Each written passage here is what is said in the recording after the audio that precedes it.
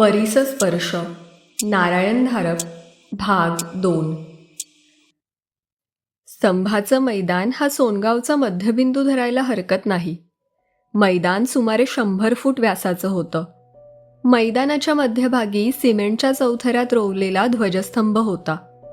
15 August आणि 26 जानेवारीला मामलेदारांच्या हस्ते एखादा मोठा राजकीय पुढारी किंवा वरचे कलेक्टर साहेब न आल्यास ध्वजवंदन होत असे. ध्वजस्तंभापाशी उत्तरेकडे तोंड करून उभं राहिलं की डावीकडे पश्चिमेला मामलेदारांचं ऑफिस आणि त्यामागं त्यांचा बंगला होता. समोरच ग्रामपंचायतीची बैठी इमारत होती. तिच्याच शेजारी विविध कार्यकारी सहकारी सोसायटीची इमारत होती. मागे एसटी स्टँड होता. स्टँड नवा होता, एवढ्यातच झाला होता. त्याआधी एसटीच्या गाड्या सोनगावपासून 4 मैलांवरून जाणाऱ्या हायवेच्या तिठ्यावर थांबत असत. गावोगावी एसटी अशी घोषणा झाल्यावर एसटी गावात आली होती. गावाकडच्या तुरळक वाहतुकीवर कशीबशी गुजराण करणाऱ्या 3 टांगेवाल्यांचे धंदे बसले होते. तिठ्यावरच बांधलेल्या सुवर्ण हॉटेलच्या धंद्यावर मात्र फारसा परिणाम झाला नव्हता. गावकरी चहाखारीशिवाय तिथे कधी काही फारसं घेतच नसत. हॉटेलचं खरं गिऱ्हाईक सरळ जाणाऱ्या एसटीच्या गाड्या, टुरिस्ट टॅक्सी आणि प्रवासी कंपनीच्या लक्झरी गाड्या. एकदा का ते 40-50 प्रवासी उतरले की तासाभरात 700-800चा धंदा होऊन जात असे. एवढ्यात मालकाने बिअर बारही जोडला होता. आत्ताचे मालक गोपाळ शेठ होते. त्यांच्या वडिलांनी तिठ्यावर टपरी टाकून चहा, पावभाजी, चिवडा, कोल्ड्रिंकचा धंदा सुरू केला होता. त्या टपरीच्या जागी आता 2 मजली प्रशस्त इमारत उभी राहिली होती. रस्त्याला लागून हिरवळ होती. हिरवळीवर रंगीत प्लास्टिकच्या छत्रांखाली टेबल खुर्च्या मांडलेल्या असायच्या. गोपाळ शेठ राहायला वरच होता. त्याचा 15 वर्षांचा मुलगा एव्हानाच धंद्यात थोडं थोडं लक्ष घालायला लागला होता. पण गोपाळ शेठनं त्याला धंद्याच्या सर्व बाजू दाखवल्या नव्हत्या. माणसाच्या शरीराच्या भुका अनेक असतात. सुग्रास भोजन हवं असतं, सिगरेट हवी असते, तसंच स्त्री सुखही हवं असतं. समाजातले सर्वच घटक काही पत्नी मुलांसह संसारात राहणारे नसतात. भटक्या फिरक्या मुसाफिरांचाही वर्ग आहे. त्यांचीही सुवर्ण हॉटेलमध्ये सोय होत होती. मागच्या अंगाच्या 2-3 खोल्या त्यासाठी राखून ठेवलेल्या होत्या. लोक पैसे मोजायला तयार असतील तर गोपाळ शेठ कशालाही नाही म्हणणाऱ्यांपैकी नव्हता. मी काही नीतिमत्तेचे पाठ द्यायला इथे आलेलो नाही, पैसे कमवायला आलो आहे, तो म्हणायचा. रात्री 12पर्यंत 50 रुपये, साऱ्या रात्रीचे 100 रुपये भाडं घेतल्यावर तो इतर फालतू चौकशा करत नसे. शिव्या देणारे लोक होते, पण पैसा गोपाळ शेठच्या गल्ल्यात जात होता. शिव्या त्याच्यावरून ओघळून जात होत्या. हायवेवरून जाणाऱ्या येणाऱ्या सर्व गाड्या तिठ्यावर 5 मिनिटं थांबून पुढे जात. पण काही 4 मैलांच्या उताराच्या रस्त्यावरून सोनपूरकडे येत. रस्ता एकेरी होता, खास खडग्यांचा होता. दोन्ही बाजूंना शेतवाडी होती. आधी जमीन जिरायती होती, पण सोना नदीवर लिफ्ट बसल्यापासून पाण्याचा प्रश्न सुटला होता. आता कोणी द्राक्ष लावली होती, कोणी गुलाब लावले होते, कोणी ऊस लावून गुळाची गुऱ्हाळं टाकली होती. शहराच्या धर्तीची 1-2 फार्म हाऊसही उभी राहिली होती. रस्त्याच्या कडेने टेलिफोनच्या आणि विजेच्या तारा लाल पांढऱ्या खांबांवरून गेल्या होत्या. रस्त्याला लागण्यापूर्वी तिठ्यावरून सोनगावचा विहंगम देखावा दिसत असे. हिरवट मैदानातून उतरत गेलेला वळणाचा रस्ता, काही तुरळक बंगल्यांच्या मागे नव्याने उभी राहिलेली MSEBची कॉलनी, जिला नुसतंच कॉलनी म्हणत असत. कॉलनीच्या मागे चंदेरी रंग दिलेल्या पॉवर ट्रान्समिशन टावरचं पोलादी जंगल, त्यांच्यात लहान लहान लाल रंगाच्या गोळ्यांचे हात असलेले बसके ऑइल ट्रान्सफॉर्मर, त्यांच्या मागे वीज कंपनीच्या ऑफिस गोडाऊनची बसकी इमारत, तिच्या मागे गावचं हायस्कूल आणि शाळेचं मैदान. कॉलनी आणि शाळा यांच्याकडून येणारे रस्ते सोसायटीच्या मागे मिळत होते आणि मग तो मोठा रस्ता एसटी स्टँडपाशी संपत होता. स्टँडवर सकाळपासून संध्याकाळची शेवटची गाडी 8 वाजता जाईपर्यंत वर्दळ असायची. चहा, कॉफी, कोल्ड्रिंकचं कॅन्टीन, पानाचं दुकान, फळांचा स्टॉल, वर्तमानपत्र मासिकांचा स्टॉल, सायकल दुकान आणि बेकरी, वर्दळ जाणाऱ्या येणाऱ्यांची आणि कायम मुक्कामाला असणाऱ्या काही बेवारशींची. स्टँडपासूनच एक रस्ता सरळ दक्षिणेला गावाबाहेरून जात होता. तो रस्ता 1.5-2 मैलांवरच्या गढीपर्यंत जाऊन परत डावीकडे वळून सरळ हायवेला मिळत होता. इतक्या लांबवरून गढीची फक्त जुनाट इमारत, शेजारची पडळ आणि सभोवतालची शेवाळलेली भिंत दिसू शकत होती. गढीच्या आसपास काहीही हालचाल दिसू शकत नव्हती. गावाची मूळ वसाहत स्तंभाच्या मैदानापासून पश्चिमेकडे पसरली होती. इथून लहान लहान माळवदाची घरं, पेशवाईच्या काळचे 5-7 उंच उंच वाडे, जुनी वेडीवाकडे वाढलेली झाडं, त्यातून जाणारे अरुंद नागमोडी रस्ते, एवढंच दिसत होतं. मग सोना नदी, एक नैसर्गिक हद्दच. उत्तरेकडून वाहत येणारा, वर्षाचे 8 महिने कोरडा ठणठणीत असलेला ओढा इथेच सोना नदीला मिळत होता. नदी आणि ओढा यांच्यामध्ये चढावर देवीचं देऊळ दिसत होतं. आता विशेष नजरेत भरत नव्हतं, पण नवरात्रीची जत्रा आली की सारा उतार आणि परिसर, मांडव, तंबू, पाळणे, चक्र, झोके, दुकानं आणि माणसं यांनी खुलून जायचा. नदी दक्षिणेकडे वाहत आली होती. पूर्व किनाऱ्यावर गावकऱ्यांच्या वापरासाठी मोठमोठे घाट बांधलेले होते. गावाचे सर्व व्यवहार तिथेच होत असत. आणखी खाली नदीवर पूल होता. पूल ओलांडला की उजव्या हाताला खूप जुनं, उत्तम बांधणीचं शंकराचं देऊळ दिसत होतं आणि डाव्या हाताला गावाची मसणवटी होती. नदीच्या पश्चिम किनाऱ्यावर तुरळक शेतजमिनी दिसत होत्या. मग जमीन चढत चढत टेकड्यांच्या रांगात गेली होती. तिठ्यावरून त्या दिसत नसत, पण टेकड्यात ज्ञात आणि अज्ञात अनेक गुहा होत्या. टेकड्यांच्या अगदी मागच्या रांगेत सोनगडचा डोंगरी किल्ला होता. इथून तीक्ष्ण नजरेच्या माणसाला बुरुजाचे दंतेरी तट दिसू शकत असत.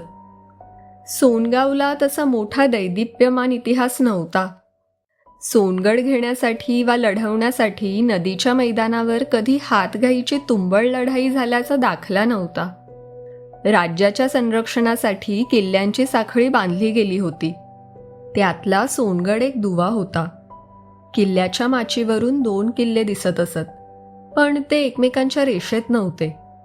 किल्लेदार आणि 25 सैनिकांची किल्ल्यावर छावणी असायची. संकटाची किंवा आणीबाणीची खबर देण्यासाठी त्या काळात अग्नीचाच वापर होत असे. सोनगडच्या माचीवर वाळलेल्या लाकडांचा सतत साठा असे.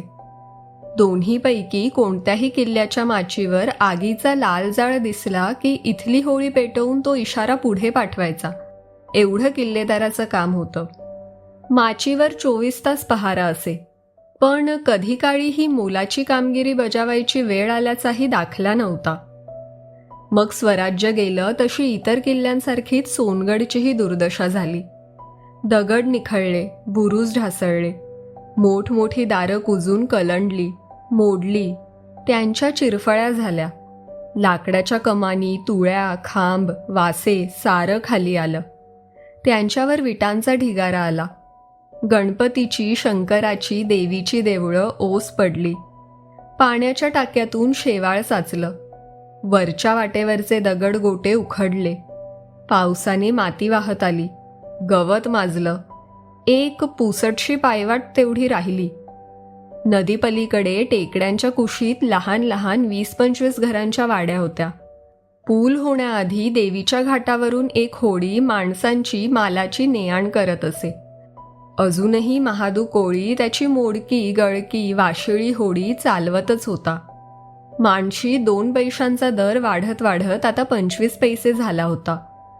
पण दिवसाच्या 2 वेळेला मीठ भाकरीला काही तो मोताद नव्हता. शिवाय नदीतले मासे होतेच की फुकटात. तिठ्यावर उभा राहून लांबवरून गावाचं निरीक्षण करणारा एसटीने गावात आला म्हणजे त्याला गावाचे बारकावे दिसत. शेवटी सोनगाव भारताचाच हिस्सा होतं. समाजाच्या सर्व गरजा पुरवायला हव्याच होत्या. हॉटेलं होती, खानावळी होत्या, हलवाई होते, फोटोचा स्टुडिओ होता, कपडे, किराणा, खेळणी, भांडी सर्व काही होतं. गावात वीज आली होती. 30 मैलांवरच्या LPTमुळे टेलिव्हिजनवर दिल्लीचे नॅशनल नेटवर्कचे कार्यक्रम दिसू लागले होते. पाहता पाहता टीव्हीच्या अँटिनाचे चकचकत्या तारांचे सांगाडे घराघरांवरून दिसू लागले होते. शतकाशतकांचा एकलकोंडेपणा भूतकाळात जमा झाला होता. सारं जगच एकाएकी सोन गावातल्या घराघरात शिरलं होतं. पण किती घरातून? फारच थोड्या. बहुतेकांचा व्यवसाय पिढी जात होता. समाजाच्या सवयी बदलत होत्या, राहणी बदलत होती. जुनं इतिहास जमा होत होतं. त्या वयस्क लोकांनी आता नवी कौशल्य, नव्या कला कशा शिकाव्यात, नवीन धंदे कशाच्या जोरावर उघडावेत. राज्याकडून आणि केंद्राकडून कर्ज आणि मदत दोन्ही रूपांनी पैशांचा धबधबा कोसळत होता. पण त्याचा फायदा काही ठराविक लोकच उठवत होते. असंघटित व्यावसायिकांना कोणीच वाली नव्हता. त्यांच्या घरात अजूनही रॉकेलचेच दिवे होते. त्यांच्या घरात जुना बॅटरीचा ट्रान्झिस्टरही क्वचित दिसत होता. 2 सुटकेसेस आणि खांद्याला लटकवलेली बॅग, त्यांच्यात अजयचा अगदी शब्दशः सर्वच्या सर्व संसार सामावला होता. सर्व पैसे त्याने बँकेत ठेवले होते. 5,000 रुपयांचे ट्रॅव्हलिंग चेक्स आणि 1,000 रुपये रोख एवढं बरोबर घेतलं होतं. गेल्या महिन्यात त्याने केस कापून घेतले नव्हते. रोजची दाढीही कटाप केली होती. आधी हनुवटीवरची वाढ राकट खरखरीत होती, पण आता केसांच्यात थोडा मऊपणा आला होता.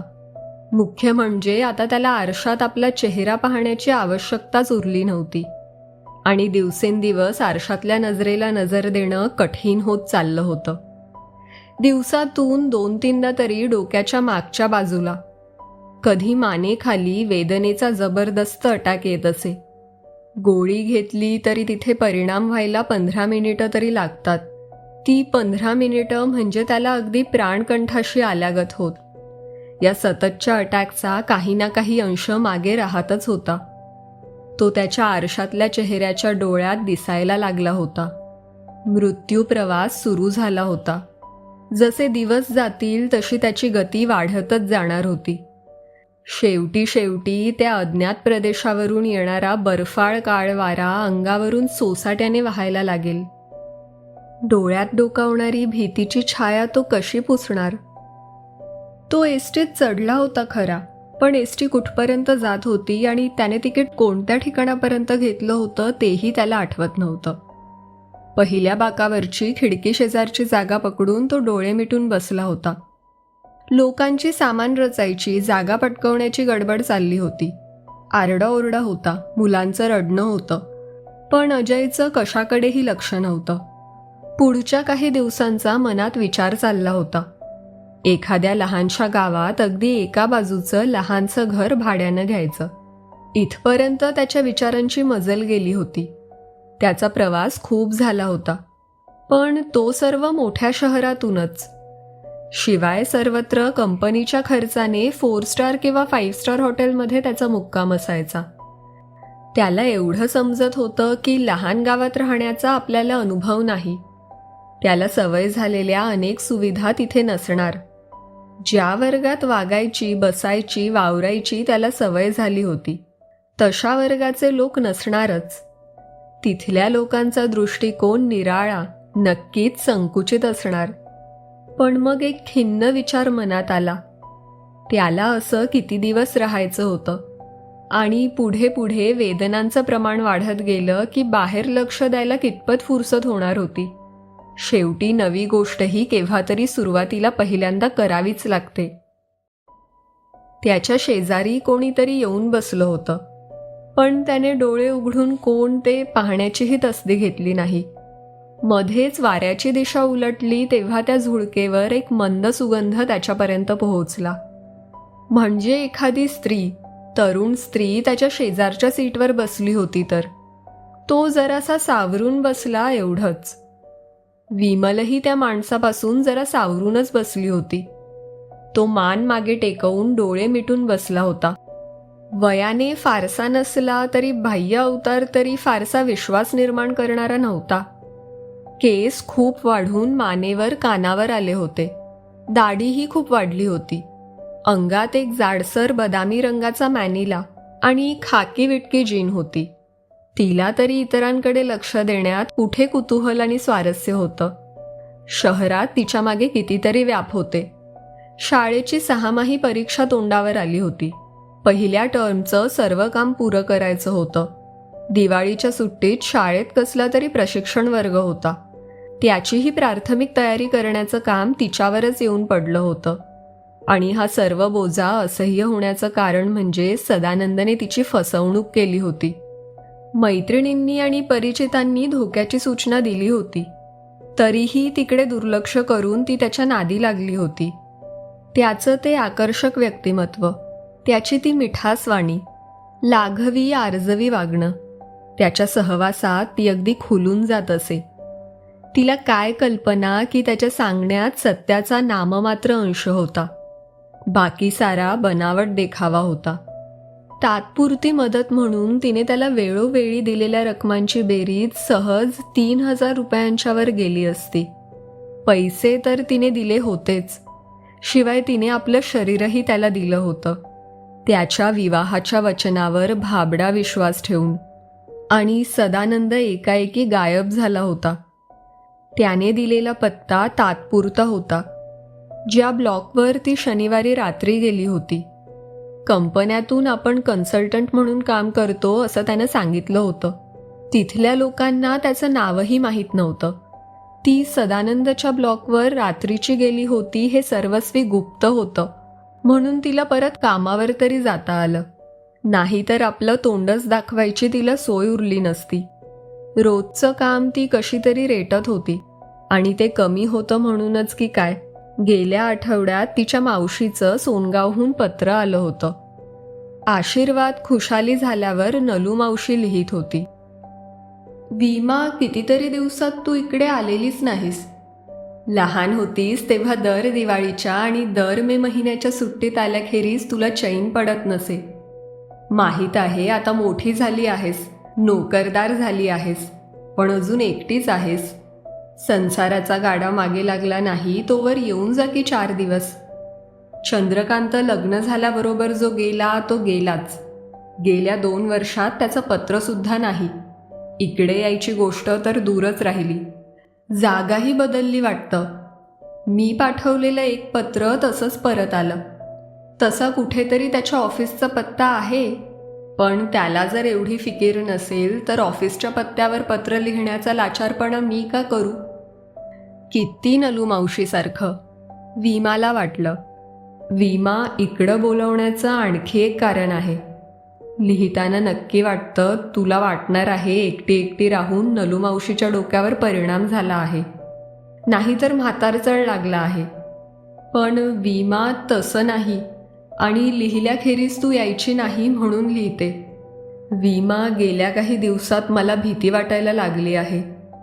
आपल्या शेजारच्या वाळिंब्याच्या अक्का तुला माहीतच आहेत. गेल्या महिन्यातच त्या वारल्या. तशा वयाने खूप मोठ्या होत्या, पण अजिबात थकलेल्या नव्हत्या. मी आता रोजची त्यांना पाहत नव्हते का? पण विमा, जायच्या आधी त्या खूप भ्यायला होत्या. काहीतरी सांगायचं त्यांच्या मनात असावं, पण धीर झाला नसावा. थट्टा व्हायची नाहीतर वेडं ठरायची माणसाला भीती वाटते. तुला माहीत आहे त्यांचा वाडा गल्लीतला शेवटचा आहे. मागच्या बाजूला आणि डाव्या बाजूला सगळी पडीक जमीन आहे. वास्तविक तो भाग जरासा पश्चिमेकडे येतो. तिकडून छान हवा यायची. पण मी 1-2दा त्यांच्याकडे गेले होते, तेव्हा मला दिसलं की त्या बाजूच्या साऱ्या खिडक्या आणि सारी दारं त्यांनी पार लावून घेतली होती. आता वाटतं मीच त्यांना खोदून खोदून का विचारलं नाही की अक्का, कशाने कुढता आहात सांगा पाहू आधी. विमा, मनात येतं त्यांना तिकडे काही दिसलं का? तुला माहीत आहे मागची काही वावरं सोडली की नदीकडे शंकराच्या देवळाकडे जाणारा रस्ता जातो, आणि मग ती गढी. त्याखेरीज मागे काही नाही. 10 दिवस त्यांची 2 मुलं, सुना, लेक जावई होते. ती सगळी होती तोवर वाडा गजबजून गेला होता. गेल्याच आठवड्यात ते सगळे गेले. मला नाही वाटत त्यांच्यापैकी कोणी परत येईल. निदान राहायला नक्कीच येणार नाही. ज्यांच्या त्यांच्या नोकऱ्या आहेत, संसार आहेत, आता येतील ते वाडा विकून टाकायला येतील. अगं, आजकाल म्हणे तुळ्यांसाठी, लोखंडी गर्डरांसाठी वाडे विकत घेतात. त्या गुजराचा वाडा असाच शहरातल्या कोणा कंत्राटदाराने घेतला, मग पाडला आणि लॉऱ्या भरभरून तुळ्या, वासे, दारं, खिडक्या, गज, गर्डर सारं नेलं. त्याचेच म्हणे लाखाच्या वर आले. तसाच हाही वाडा पाडतील. पण विमा, त्याआधीच मला जरासं भय वाटायला लागलं आहे. आता आपलं घर गल्लीतलं शेवटचं घर झालं आहे. मला माहीत आहे तू कामात असतेस, पण विमा, आता तरी मला तुझ्या वाचून कोणाचंच नाव आठवत नाही. 5-7 दिवसांची सवड काढून येच एकदा. काही गोष्टी पत्रात लिहिताच येत नाहीत किंवा अगदी समोरासमोर बसलं तरी शब्दात मांडता येत नाहीत. पण म्हणजे त्या तिथे नसतात असं नाही.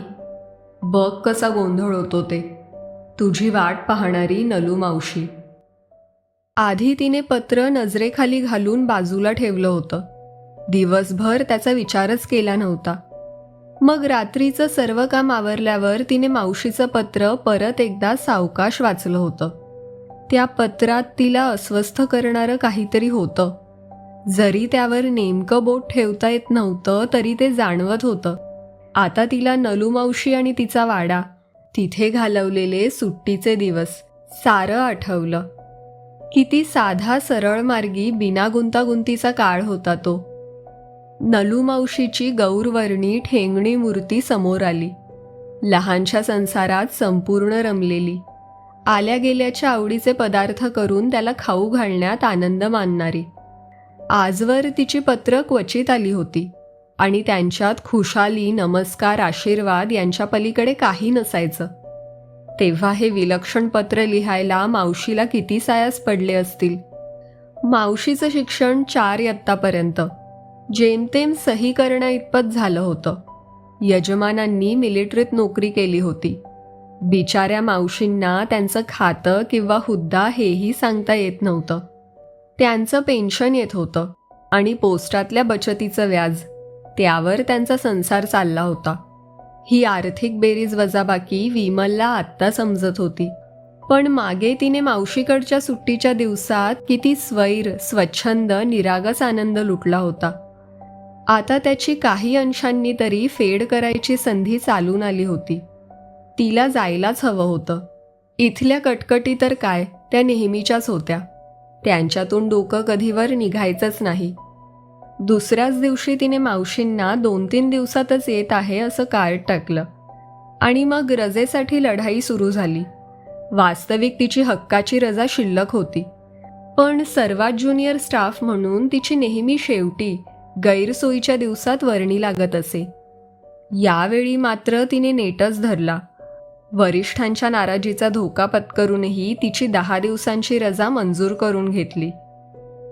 बस सुरू झाली. विमल आता मागचे बरेच प्रवास आठवत होती, पण त्यावेळी ती मोठ्या उत्सुकतेने आणि आनंदाच्या अपेक्षेने अधीरपणे प्रवास करत असायची. आता प्रवासाच्या अंताला काय दिसेल याचा मनावर एक बोजा होता. त्याचं प्रतिबिंब तिच्या चेहऱ्यावर पडल्या वाचून कसं राहील. तिचा नेहमीचा हसरा चेहरा आता जरा ओढलेला, चिंताग्रस्त, गंभीर, विचारमग्न असा दिसत होता. अजयने जेव्हा गाडी सुरू झाल्यानंतर शेजारी नजर टाकली तेव्हा त्याला विमल ही अशी दिसली. 25च्या आसपासची, सडसडीत बांध्याची, दाट काळ्या केसांची, सावळ्या वर्णावर जाणाऱ्या रंगाची, किंचित उभट चेहऱ्याची, पण आता कोणत्या तरी काळजीत गर्क असलेली. जगी सर्वसुखी असा कोण आहे? नकळत त्याच्या तोंडून एक दीर्घ उसासा निघाला. अजयने डोळे मिटलेले असताना विमलने त्याच्याकडे 2-3दा नजर टाकली होती. दाढी, केस वाढलेले असले तरी त्यात गबाळेपणा किंवा गलिच्छपणा नव्हता. कपडे जरी मॉड होते तरी अतिशय चांगल्या दर्जाचे होते. मुळात त्यांचा वर्ण गोरापान असला पाहिजे, पण आता चेहरा कशाने तरी सुकला होता.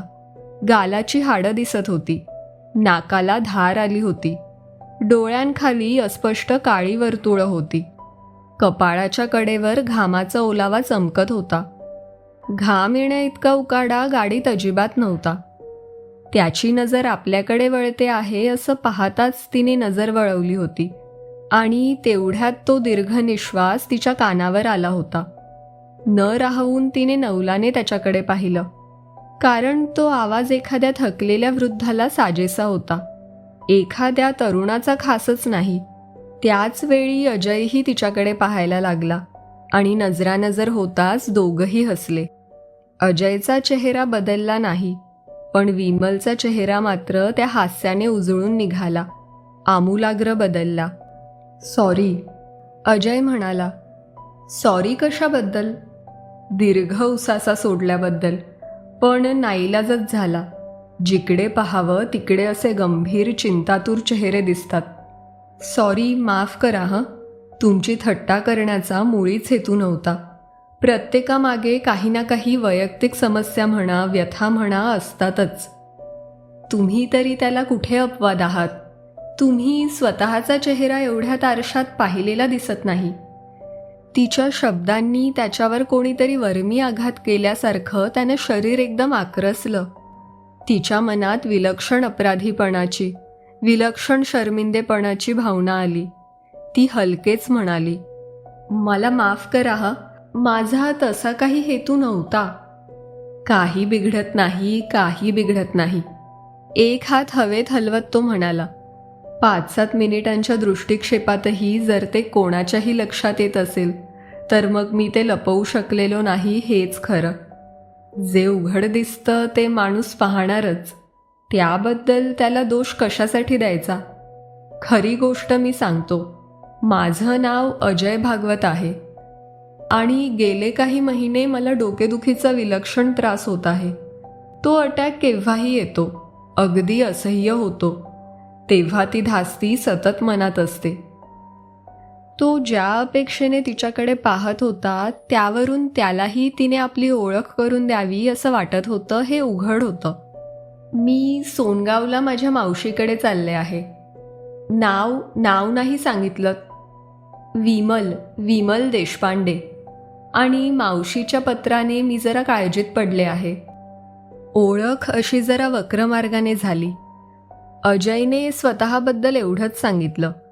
सध्याच्या नोकरीचा त्याने राजीनामा दिला आहे. मनात काही खास उद्दिष्ट न ठेवता तो मनमान्या प्रवासावर निघालेला आहे. "लकी आहात," ती हसत म्हणाली. "लकी? यात कसलं लक? कोणाची बांधिलकी नाही, वेळेचं जोखड खांद्यावर नाही. स्वैरपणे मनाला येईल तसं मुक्त हिंडत राहावं." तिच्या शब्दातलं काहीतरी पुन्हा एकदा त्याच्या जिव्हारी झोंबलं. तिला कळेना असं का होत आहे. तिच्या वागण्यात काही चूक होत होती का तो वाजवीपेक्षा जास्त संवेदनक्षम होता, भावनाप्रधान होता? "माझं राहू दे, तुम्ही काय करता?" स्वतःला सावरत तो म्हणाला. "मास्तरकी करते, दुसरं काय करणार? म्हणजे मनासारखा व्यवसाय मिळाला नाही तर." "अहो, तिथे कष्टाला काही मोलच नाही. आणि एवढ्या तेवढ्या गोष्टीत हेवेदावे, गटबाजी, राजकारण. आणि मी तर अगदी ज्युनियर. कधी कधी असा वैताग येतो." वर्षाच्या सुरुवातीपासून ते पार अखेरपर्यंतचा रटाळ कार्यक्रम विमलच्या नजरेसमोरून गेला. आधी टाइम टेबलवरून हमरी तुमरी आणि मग चावून चोथा झालेले तेच विषय पुन्हा पुन्हा रवंथ करत राहायचं. होमवर्कच्या, निबंधाच्या वयांचे गठ्ठे, पेपरांचे गठ्ठे, वेगवेगळे जयंती, पुण्यतिथी, स्मृती समारोह, पालकांच्या डोकं खाणाऱ्या मुलाखती, बढत्यांची राजकारणं, पुन्हा राज्यस्तरीय अखिल भारतीय पातळीवरच्या शिक्षण संघटनांची फरमानं, संपाचे पवित्रे, वर्तमानपत्रातून होणाऱ्या उलटसुलट टीका. खरोखर मागच्या पिढीतल्या ज्यांनी शिक्षक पेशा एक ऋणविमोचन म्हणून आजन्म स्वीकारला त्यांची धन्य होती. पण ती एक सामान्य स्त्री होती. दोघंही काही वेळ आपापल्या विचारात गर्क होते. विमल जरी प्रत्यक्षात काही बोलली नाही तरी मनातून तिला अजयचा खरोखरच हेवा वाटत होता. तासाभराने बस थांबली तेव्हा दोघंही पाय मोकळे करण्यासाठी खाली उतरले. मग बाहेरच्या गार हवेत चहा हवाहवासा वाटला म्हणून त्यांनी चहाही बरोबर घेतला. बस बाहेरच ते उन्हात उभे राहिले. खरोखरच तुम्ही मनात ठिकाण ठरवलेलं नाही? विमल म्हणाली. नाही. म्हणजे मनात येईल तिथे थांबणार? हो, पण एवढं नवल वाटण्यासारखं काय आहे? भारतीय पुरुष किती भाग्यवान असतात.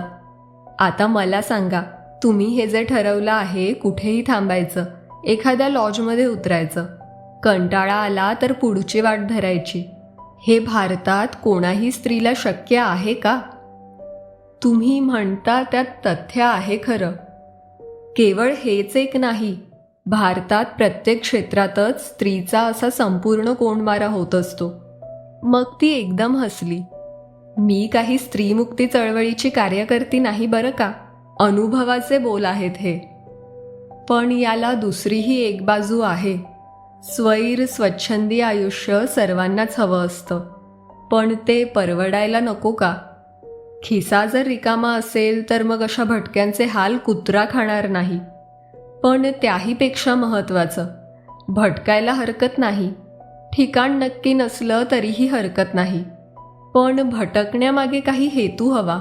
नैसर्गिक, राजकीय, सांस्कृतिक, प्राचीन कसला तरी शोध हवा.